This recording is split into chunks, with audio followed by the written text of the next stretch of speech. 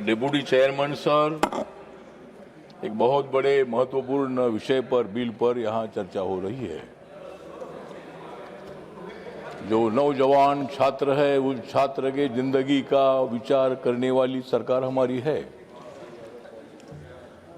Opposition वाले जो भी आरोप लगाना है लगाते रहो। जितना आप हमारे ऊपर आरोप लगाते रहोगे उतना हम आपको भगाते रहेंगे। आरोप लगाने की आदत तो होती है, अपोजिशन में तो आरोप लगाना ही चाहिए, ऐसा आपको लगता है, लेकिन उसको लोकतंत्र नहीं बोलते हैं। जरूर सुझाव आपने देना चाहिए। नीट को फिट करने के लिए मोदी सरकार ने ये बिल लाया है। नीट को फिट करने के लिए मोदी सरकार ने बिल लाया है और उनकी मांगे पूरी होने के बाद छात्रों ने नरेंद्र मोदी जी के अभिनंदन का गीत गाया है। आप लोगों को मालूम नहीं है? छात्र खुश है, उनको भड़काने का प्रयत्न मत करो। हमने भी लाठी गोली खाई है। हम जब आंदोलन करते थे तब हम भी बोलते थे कि लाठी गोली खाएंगे, फिर भी आगे जाएंगे, और हमारे ऊपर भी बहुत बार लाठियां चलाई गई है। हम भी लाठी नहीं खाते थे तो डिप्टी चेयरमैन सर हम इधर नहीं आते थे। लाठी खाने के लिए हम आगे बढ़ते थे। पुलिस का सामना हम करते थे, तब बीजेपी की सरकार नहीं थी, ये कांग्रेस वालों की सरकार थी। मराठवाड़ा विश्वविद्यालय को बाबा साहब का नाम देने के लिए 17 साल तक हमने मोर्चे निकाले, हजारों मोर्चे निकाले थे। आखिर में बाबा साहब अम्बेडकर जी का नाम मिला, हमने सरकार का अभिनंदन किया था। तो मोदी जी जो है, मोदी जी ये जादूगर है। हम छात्रों के आंदोलन की तरफ मेरा पूरा ध्यान था।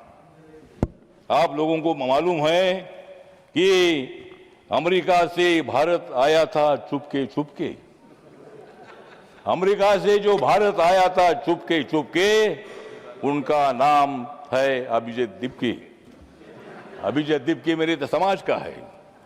अभिजीत दीपके अम्बेडकरवादी भी है। अभिजीत दीपके ये मतलब आंदोलन उन्होंने खड़ा के किया, विषय इम्पोर्टेंट था और सरकार ने उनकी मांगे पूरी की है। लाठी चार्ज तब होता है जब हम कोई पुलिस पर पत्थर मारते हैं। पार्लियामेंट का घेराव की घोषणा तो होती है, ठीक है, ये रेल भवन तक उनको आने का मौका दिया था।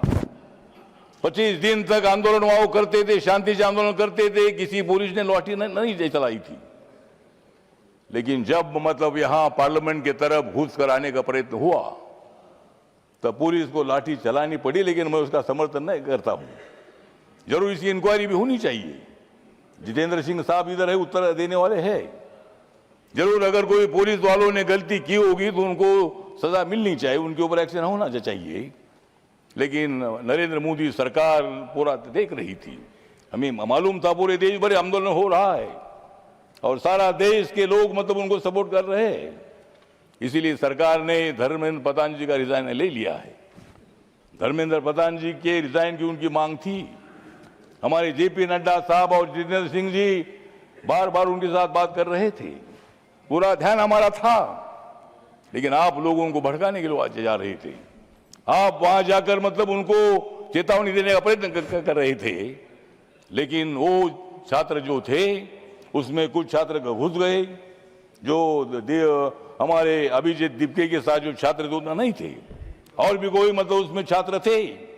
उन्होंने मतलब बैरिकेड तोड़कर इधर आने का प्रयत्न किया था, पार्लियामेंट की तरफ घुसने का प्रयत्न किया था। इसीलिए वहां जो भी हुआ नहीं होना चाहिए था। 25 दिन तक शांति से आंदोलन चल रहा था और सरकार पूरा ध्यान दे रही थी। सरकार ने पूरी मांगी उनकी मान्य कर दी है और इसलिए ये बिल जो यहाँ लाया है, इस बिल जो लाया है मतलब नीट पेपर हुआ था लीक।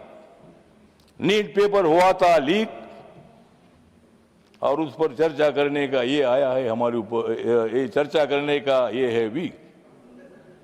तो हम सब लोग मिलकर, जो हमारे छात्र है, नौजवान है, उन नौजवानों के पीछे हम लोग हैं। नौजवान हमारे नहीं रहते थे तो शायद 2014 में नरेंद्र मोदी की सरकार नहीं आती थी। मैं कांग्रेस पार्टी को छोड़कर अगर मैं बीजेपी के साथ नहीं आता था तो सरकार नहीं आती थी, ऐसा नहीं है, लेकिन मैं आपके साथ आया, आपको सपोर्ट करने के लिए मैं आया था। मेरी पार्टी बाबा साहब अम्बेडकर जी की पार्टी आपका समय है पूरा हो गया और इसीलिए इस बिल का समर्थन करने के लिए मैं यहाँ खड़ा हूँ। नौजवानों को भड़काने का प्रयत्न मत करो।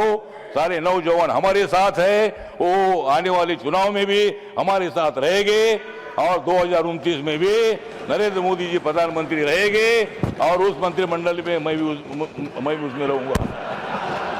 Thank you. अब इसीलिए मतलब ठीक है बात है, तो इसीलिए बिल जो है बिल पर सुझाव दे दीजिए, दोबारा पेपर लीक ना हो उसके लिए आपके सुझाव जरूर हम सुनेंगे और उसमें क्या परिवर्तन करना है उसके बारे में हमारी सरकार विचार करेगी। जय भीम, जय भारत। धन्यवाद।